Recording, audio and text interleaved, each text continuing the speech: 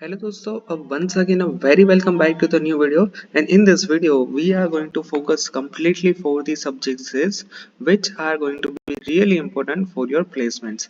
अब दोस्तों यहाँ पर मुझे एक सवाल आया था कि सर यहाँ पर कौन से सब्जेक्ट्स में हम ज्यादा फोकस करें as point of view of placement. ठीक है, तो ये जो वीडियो है ना, इसमें हम वही सब्जेक्ट्स के बारे में बात करने वाले हैं कि जो प्लेसमेंट में इंपॉर्टेंट होने वाले हैं।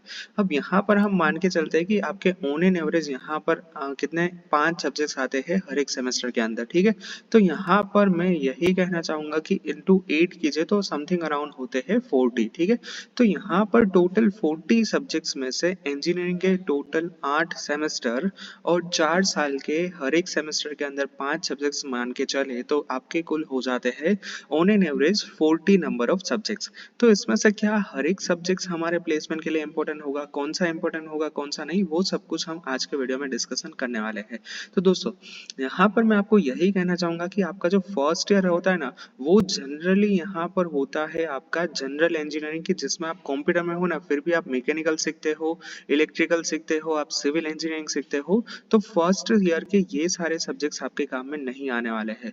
बात आती है सेकेंड एंड थर्ड ईयर की, तो इसके अंदर जो आपके कोर सब्जेक्ट्स रहेंगे ना, यहाँ पर मैं बात करूंगा on the concern on the point of view of computer और आईटी इंजीनियरिंग। ठीक है, तो आप मैकेनिकल मतलब उस ब्रांच से हो तो उसके अकॉर्डिंग आप यहाँ पर डिसाइड करना। ठीक है, अब यहाँ पर सेकेंड एंड थर्ड ईयर में कंप्यूटर में कुछ ऐसे सब्जेक्ट्स आएंगे जैसे कि operating system, computer network, data structure and algorithm, C programming language, PPP which is for problem solving, ऐसा कुछ सब्जेक्ट्स का नाम था। तो इस तरह के यहाँ पर कोर सब्जेक्ट्स आएंगे। ठीक है, सेकेंड और थर्ड ईयर में तो एक सेमेस्टर में 5 सब्जेक्ट्स होते हैं, उसमें से सिर्फ और सिर्फ 2 ही सब्जेक्ट्स होते हैं।